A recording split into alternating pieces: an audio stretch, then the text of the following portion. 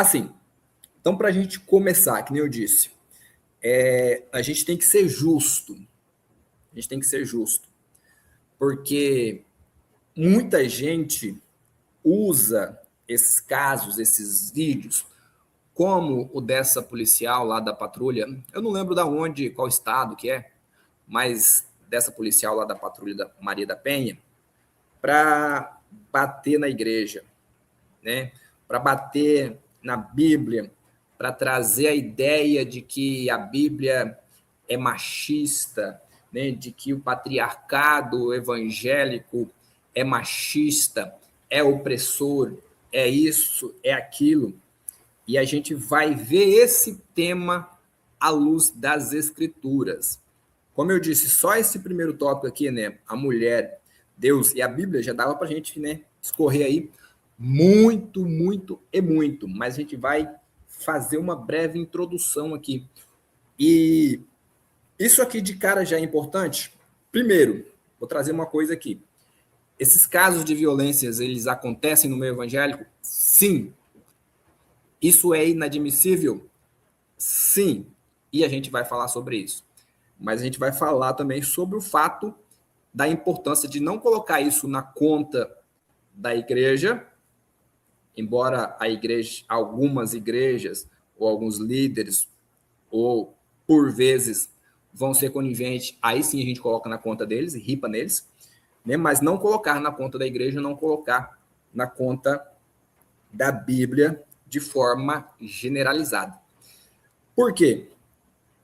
Aqueles que não são cristãos, os ateus, o pessoal, né, dos movimentos queer, dos movimentos woke e companhia limitada, eles, sem conhecimento nenhum, dizem que o patriarcado é machista, que o patriarcado é opressor, que a Bíblia é machista, que a Bíblia é opressora com relação à mulher. E aí, para isso, a gente vai ver o que a Bíblia diz a respeito da mulher, e já vou adiantando que não é e não tem nada a ver com isso. Inclusive, eu digo que não tem nada mais no mundo, não tem nada no mundo que valorize a mulher tanto quanto Deus, Jesus, né, Deus Filho e a Bíblia. Isso já começa desde lá do início da criação. Se você quiser conferir aí, tanto você que é da igreja quanto você que não é da igreja, Gênesis 2, 18, primeiro livro da Bíblia, logo no segundo capítulo. Gênesis capítulo 2, versículo 18, a criação da mulher. O que é quando Deus vai criar a mulher, o que ele fala? Ele olha para o homem e diz: não é bom que o homem esteja só. Far-lhe-ei uma ajudadora que lhe seja compatível. Gênesis 2, 18. E o que isso já traz para nós de verdade? Que Deus olha para o homem e entende que ele precisava da mulher e que sem a mulher ele não seria completo, sem a mulher ele não seria feliz.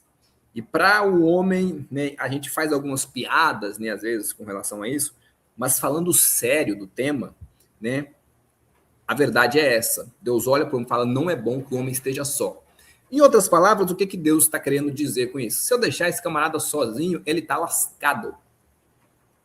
Essa é a verdade.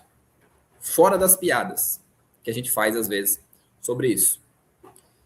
Então, a criação da mulher, ela vem como uma necessidade, como atendimento a uma necessidade. Entende? Então, Deus já, desde o início, ele vai fazer algo aqui que a gente chama de obra-prima da criação, vamos voltar nisso no final, porque sem ela, nós, homens, estaríamos lascados. É claro, aí entra a parte da piada, né? Claro que às vezes a nossa mulher, né, nos traz alguns problemas. Não dá para fugir disso, né? Mas também a gente, sem elas, seria pior, né? Ruim com elas, pior sem elas. Essa é a verdade. Então, primeiro texto bíblico é isso. Eu poderia citar vários outros, gente, mas não dá. Eu vou citar mais um apenas, que é 1 aos Coríntios, capítulo 11, versículo 11.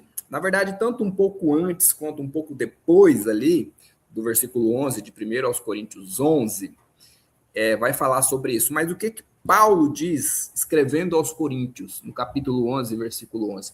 Ele diz que nem o homem é independente da mulher e nem a mulher é independente do homem. Então, ali, em um sentido de importância, ele vai colocar os dois em pé de igualdade. Tanto um depende do outro, quanto o outro depende do um, né? Então, ele vai colocar em pé de igualdade com relação à importância, porque nós não vamos entrar nesse assunto hoje, porque não dá, mas existe a questão da liderança, né, que é um outro aspecto. Talvez até a gente vai falar disso logo à frente, bem de leve, embora não seja, mas aqui ele está falando de importância. Então, ele coloca a mulher em lugar de valorização.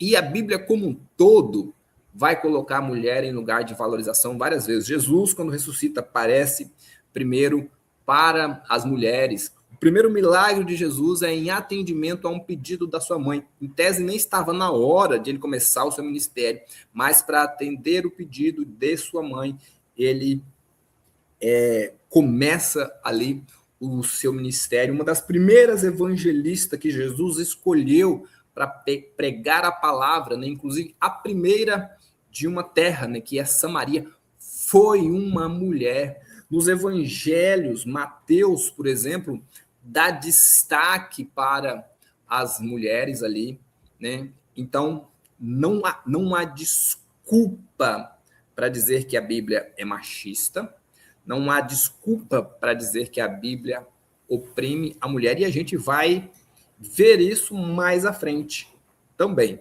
Tá? Então, primeira questão é essa: Deus, a mulher e a Bíblia. A mulher, Deus e a Bíblia, independente da ordem.